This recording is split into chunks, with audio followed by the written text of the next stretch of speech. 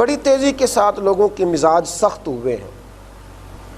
ایک کلچر کو فروغ دیا گیا ہے کہ جس کی لاٹھی اس کی بھینس۔ یہ بتایا گیا ہے کہ شاید اس وطن کے اندر، اس دھرتی کے اندر جو لوگ زیادہ سخت ہوتے ہیں وہ اپنے کام صحیح نکال لیتے ہیں۔ لوگ بتاتے ہیں کہ میں چونکہ اپنے ماحول کے حساب سے بڑا سخت ہوں، میرے سامنے کوئی آدمی بات نہیں کرتا۔ تو بھائی دین تو اس کو پسند نہیں کرتا۔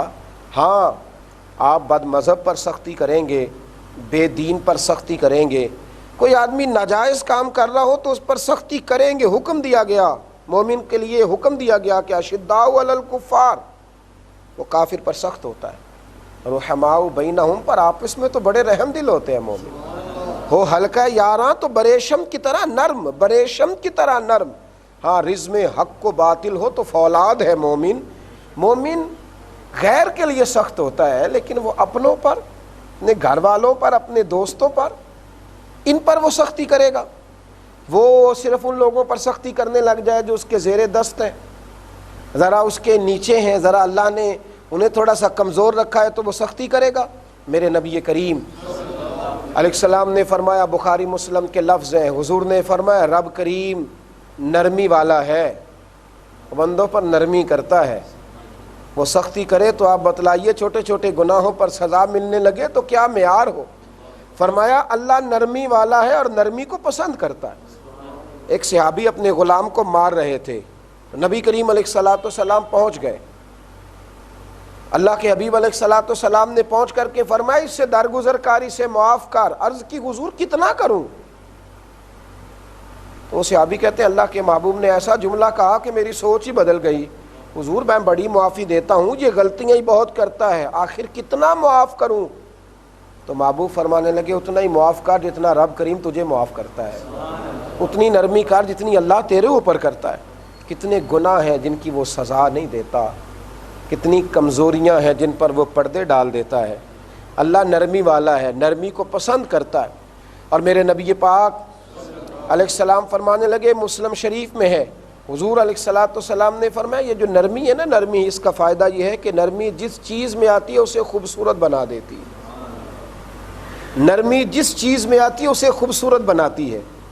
اور فرمایا سختی جہاں آتی ہے چیزوں کو خراب کرتی ہے، بدصورتی پیدا کرتی ہے۔ نرم لوگ گویا دنیا میں دنیا کا حسن ہے، دلوں کی نرمی گویا حسن ہے۔ کئی نرم لوگ ہیں جو کبھی ارادہ تو کرتے ہیں میں نے سخت ہونا ہے، لیکن وہ ہو نہیں پاتے، ان کا مزاج نہیں ہوتا۔ دیکھیے نا میرے نبی کریم علیہ الصلاۃ والسلام کے بارے میں کافر کی سوچ کیا تھی؟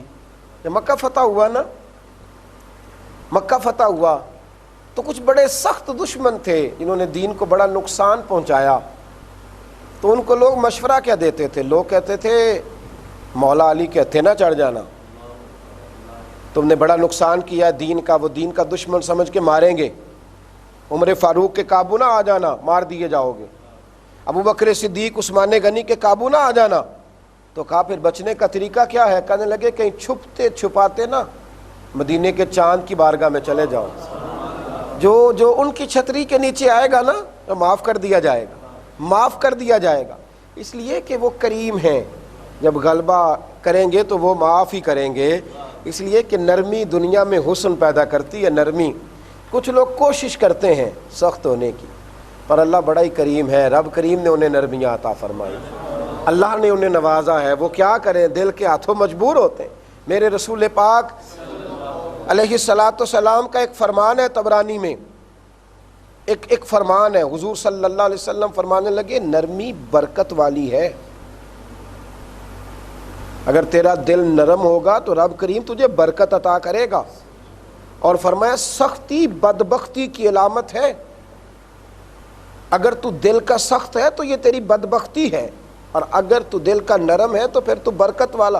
حضور نے برکت والا کہہ کے نا تو بات کو کھلا چھوڑ دیا۔ حضور کس چیز میں برکت؟ تو شارحین فرماتے ہیں جو نرم دل ہوگا اس کے رزق میں برکت، اس کے عمل میں برکت، اس کے علم میں برکت۔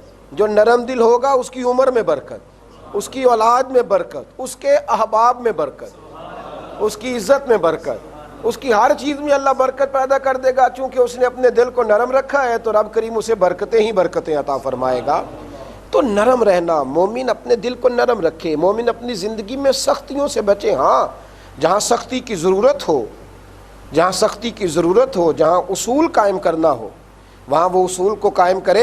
ایک جگہ پہ محبوب نے فرمایا نا کہ بچہ جب 10 سال کا اور نماز نہ پڑھے تو مار کے پڑھاؤ. یہ اصول ہے، یہ سختی نہیں ہے. لیکن سختی کا معاملہ ہے کہ اپنی طبیعت کے لحاظ سے سخت ہونا، اپنے لب و لہجے کے اعتبار سے سخت ہو جانا، اس کو میرے نبی کریم علیہ السلام پسند نہیں کرتے تھے. بلکہ بعض ایسی چیزیں جن سے لوگوں کو گھن آتی ہے ان پر بھی حضور نرمی کا مظاہرہ کرتے تھے.